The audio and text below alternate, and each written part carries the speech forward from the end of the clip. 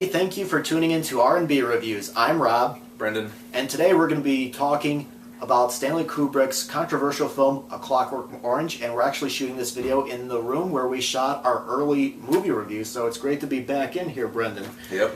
Fine memories in here. With Clockwork Orange, this is one of Stanley Kubrick's more controversial films for one reason or another. It came out in 1971, and it stars Malcolm McDowell as Alex, who is the leader of a gang called the Droogs. And I think he was very perfectly cast in this movie. Often I read interviews where Kubrick said if Malcolm McDowell hadn't been available, he would never have made the movie. And I can't think of anybody else for this. Absolutely. I think whenever I see him in anything else, I just hear Alex. I don't hear Malcolm McDowell. Yeah. Even watching like the Rob Zombie's Halloween movies, where he was extremely underused, it was like I could not get a Clockwork Orange out of my head whenever he gave out lines. Mm-hmm. He's just one of those actors you just can't separate them from the part at all. Even though he's a leader of a rather violent gang, he seems to live in a very poor part of the city. Like the elevator in his apartment building doesn't work, the stairwells are always trashed. His parents don't keep track of what he does, and he has no interest in school. So I think we have a very interesting character. And I think this Clockwork Orange, has always been my personal favorite of Kubrick's film because I think it's still relevant. We have somebody who goes to crime because he comes from a poor neighborhood, and he goes about and does whatever he Talking wants. about Alex, I couldn't help but thinking he's sort of society's worst nightmare.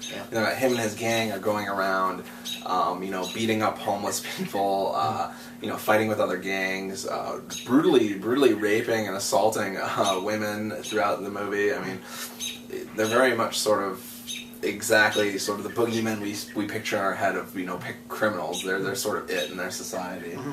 And the movie is very colorful. It's probably the most colorful Kubrick movie he's made, aside from like the last half hour, 2001. But it's such a colorful movie. I mean, like his mom has blue hair, but it's so dark. It's just so dark and sinister. You don't really feel sympathetic for Alex throughout much of the first 2/3 of the film. Yeah, and you mentioned about a little bit more about Alex. I think he is definitely, and like you said, when they're beating up homeless people, it's like in the future, the old man that they beat up says that there's no law and order anymore. It's like in the future, the youth seem to be able to get away with a lot more crimes than other people.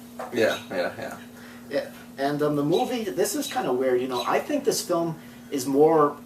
I don't know if you felt the same way. I felt the film was more pro-religion because usually in films, especially a lot of times, the religious people are portrayed as evil and they stick their nose into this people's business. But here, for example, take the Reverend who's at the jail that Alex is at later in the film. He wants to seriously help the people, and when he goes to get treatment to get cured. He's the only one who really protests what's happening to Alex on the stage. Yeah, because he felt like, he can no longer make choices. He's a machine now. And, and oftentimes, I read that Anthony Burgess wrote the book because he thinks that criminals should be forgiven.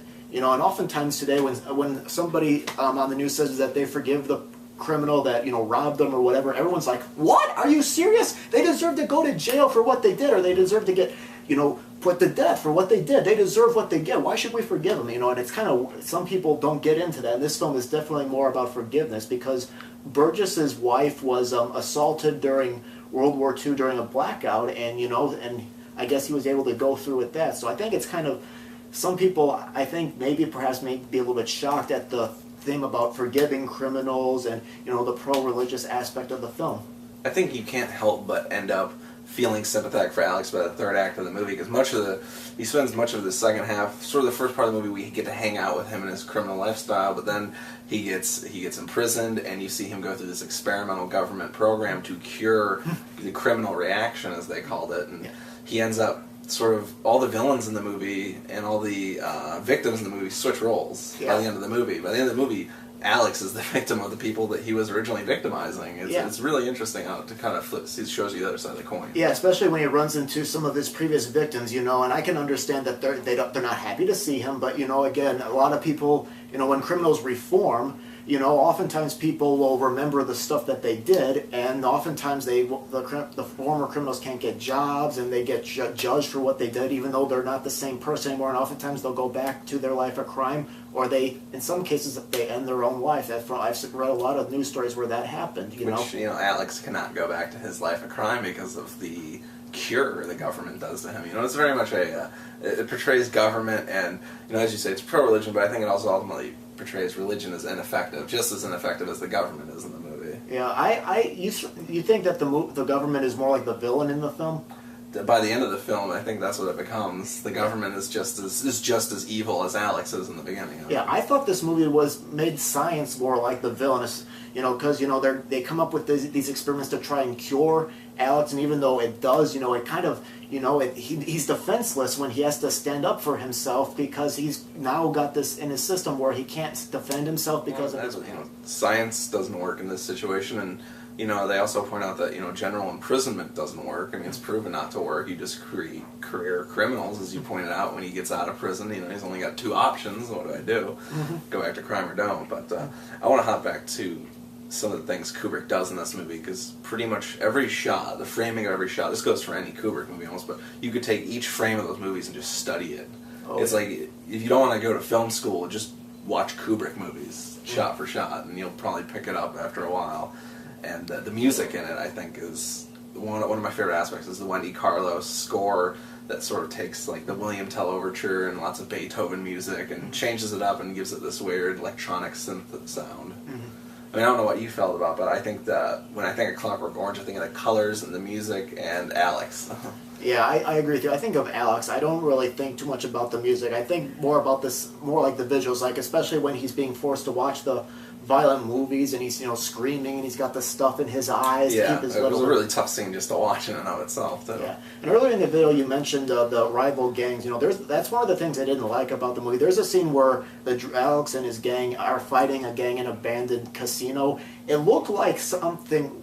It didn't look like a fight that you would normally see between 2 gangs. You know, there's people flying everywhere. It looked like one of those Western sort of bar brawls where people are flying around in the air. Yeah, you know, I'd say they'd be more like fighting on the ground, but people are jumping all over, they're flying through the air. That's just the over-the-topness of the stunt work. And, you know, the thing is, slow motion, if there's any director who knows how to use slow motion, it was Stanley Kubrick, because he doesn't use it as a gimmick. He actually, you know, uses it to, you know, just drag out the narration and just...